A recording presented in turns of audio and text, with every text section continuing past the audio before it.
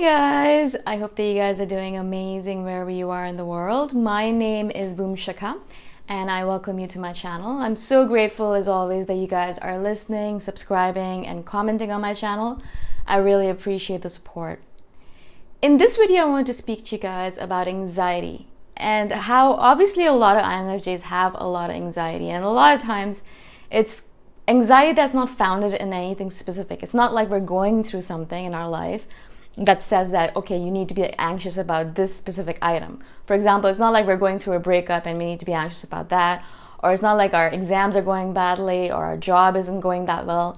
It's not a specific source of anxiety that's really causing us the anxiety. It's not something specific. It's just a free-floating anxiety that's not attached to anything, and it makes us feel anxious all of a sudden. We'll just be sitting there, everything's going perfectly fine. We're relaxing, watching a movie, or relaxing and staring off into space, imagining our different awesome worlds, and all of a sudden this anxiety just kind of pops up and rears its head and says, "Hey, I'm here. Let's chat. Let's have some fun together." And you think to yourself, but everything is fine. Why do I need to feel anxious all of a sudden? Like, why is this necessary in this moment in time? From what I've observed and what I've read, I have a couple of things to say about this that I wanted to share with you guys. So hopefully this will be helpful for all of you who are feeling these sorts of free-floating anxiety moments, right? Now, the first thing I would say is that as an INFJ, we have this default mechanism that we're always constantly feeling anxious. It's our default mode, right? Sometimes if we're not feeling anxious and if everything is going fine and we think, oh, everything's perfect, everything seems to be set up perfectly, I've done all my chores, I've paid all my bills, and my job is going well, or my work is going well, my school is going well, my relationships are all set, so I don't have to feel anxiety about anything.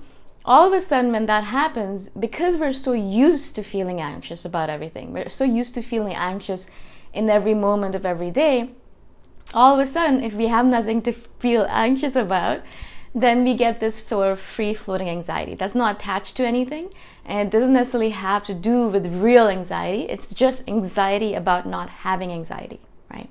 And I know it sounds really dumb and you actually put it out loud like that, or say it out loud, but it literally is that a lot of times. I'll be sitting there and I'm sitting on my couch, everything's perfect, the aircon is on, so it's nice and cool in my apartment, it's hot outside, and it's nice and cool inside, and I've had my meal, so I'm full, my belly's full, I did all my work, I'm just chilling, watching anime or reading a manga that I really like, or rereading something that I really like.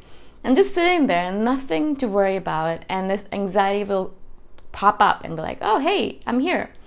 And at those moments when I know that I've taken care of everything, right? I know that I've taken care of everything. I know as to the best of my ability that I've taken care of everything and there's nothing to feel anxious about, then I know that this is just one of those free-floating anxieties that's related to that sense that we have that we should always be feeling anxious. We have this sense, this default mode, that if we're not feeling anxious, we think, why aren't we feeling anxious? We should be feeling anxious. There should be something to feel anxious about. I'm sure there's something. I'm sure I can find something if I look hard enough. And then so we go looking for anxiety or sources of anxiety. And we're like, all right. And if you find, or if you're looking for a source of anxiety, you will find something in your life that's not going perfectly well. And so you're like, yes, that's the reason I'm anxious. All right, good. Now I know. Now I can go back to being anxious, to my normal default mode of being, and not in this mode where I feel good about myself. Right? And it sounds, as I said, really dumb, and I should put it out loud like that, but it literally is what's going on in a lot of cases. It's just anxiety about not having anxiety or not having anything to be anxious about, because we're so used to feeling anxious, right? We're so used to feeling this emotion that if we don't have that anymore, we don't know what to do with ourselves. All of a sudden we're like, okay, fine, I guess I don't have any anxiety anymore, so what am I supposed to feel? Good about myself? Am I supposed to feel happiness? Am I supposed to feel contentment? But that's not an emotion that we're used to. Contentment, what does it even look like? And so as soon as we are going into that mode of contentment, we're like, no, this doesn't feel right. It doesn't feel comfortable. It's not like an old sweater that I can just put on.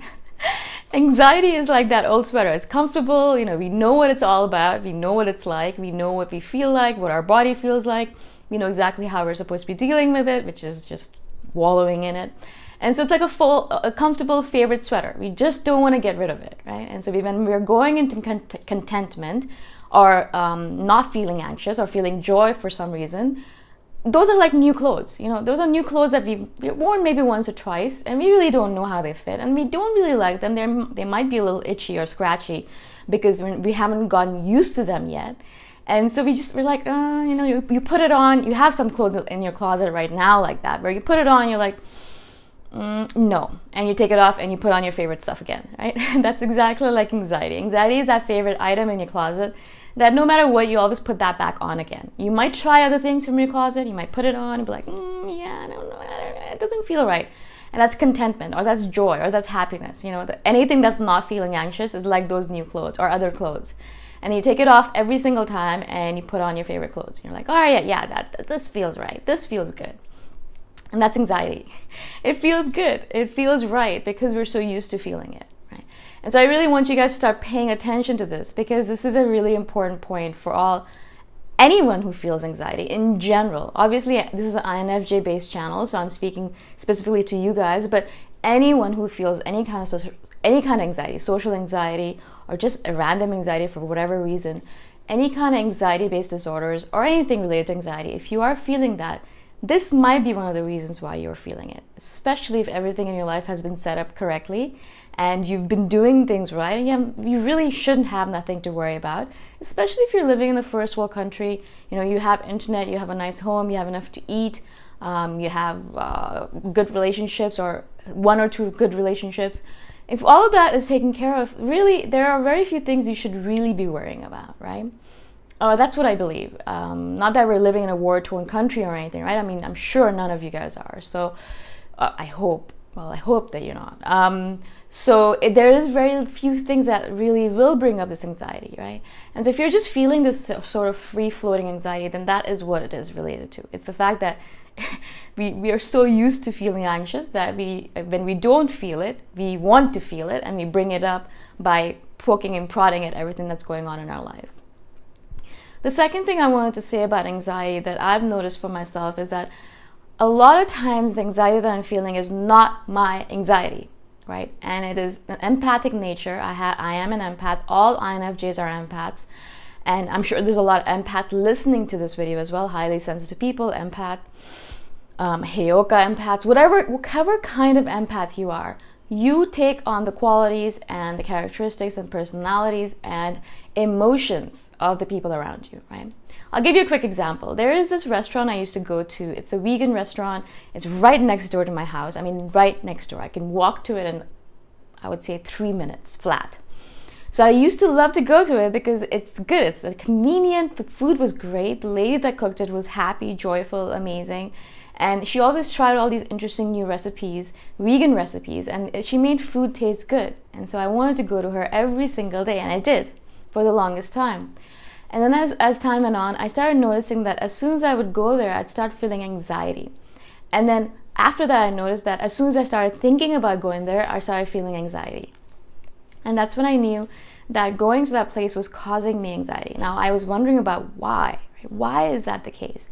And I started analyzing, and I realized that the lady herself who owned the restaurant, who cooks every single day, she is the one who's feeling anxious and out of sorts. She used to smile every single time people came in. She was happy and upbeat, and all of a sudden, I don't know what happened in her life, and I'm not close enough to her to ask her, are you all right? What's going on with you? I'm just a customer. I just feel it would be too intrusive. I want to ask her, what is going on with you? You were so happy. Did you break up with your boyfriend? Or, what happened, right? I think she's in her 40s or 50s, something like that. You can never tell with Asian people. And so, but she's a little bit older. And so she has lost that joy. I don't know if she's lost the joy for cooking, or she's lost that joy of living, or if something terrible is happening in her life right now. Something is going on that's causing her anxiety or causing her to be different, right? And as soon as I started noticing that subconsciously, my subconscious was like, no, I feel anxious going to that place, right? Because that her anxiety, her emotions are being transferred over to me. And so I would imagine I'm like, I don't know if I want to go to that place to eat anymore, right? Not only that, but I do believe that anxiety can be transferred over from person to person through food or drinks or anything that you're consuming, right?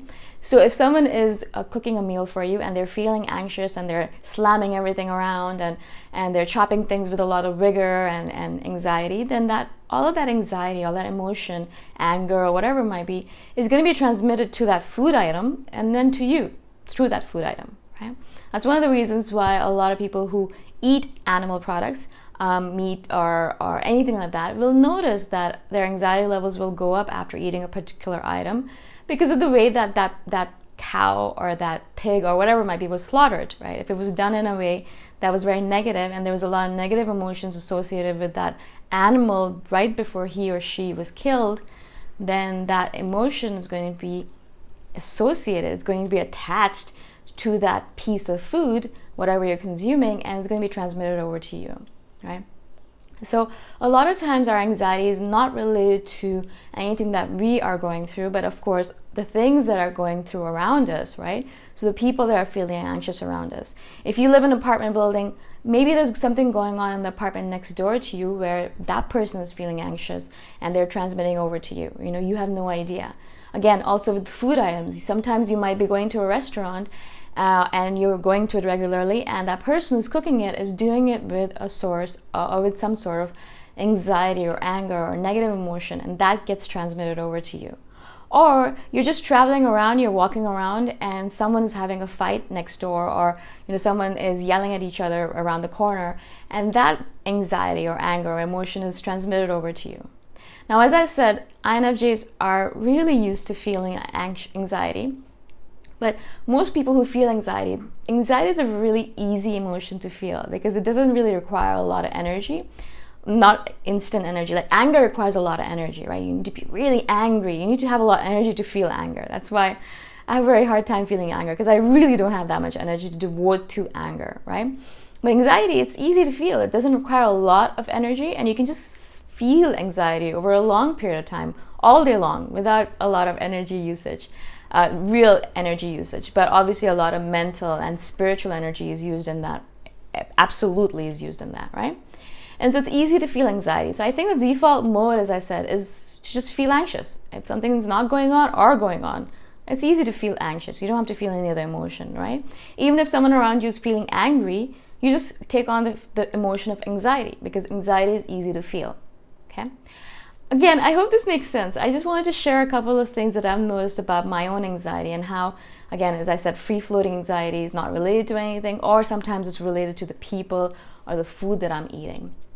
So, as I said, we really have to be careful as empaths. I've said this in the past. Be careful about the energies, the people, the environments, the situations you put yourself into, the food that you eat, because all of that is transmitting emotions to you. And if you're feeling all these emotions that are not your own, it's going to be confusing. It's extremely confusing, and that is the reason why a lot of INFJs, a lot of anxious people in general, spend time in confusion because they have no idea what they're doing, right? It's not my emotion that I'm feeling, but I feel angry all of a sudden. It's not my emotion that I'm feeling, but I feel anxious all of a sudden. Can you imagine how confusing that would be as you go through about in your daily life, right? It's absolutely frustrating because it's not your emotion you're feeling, so you don't know how to deal with it, okay?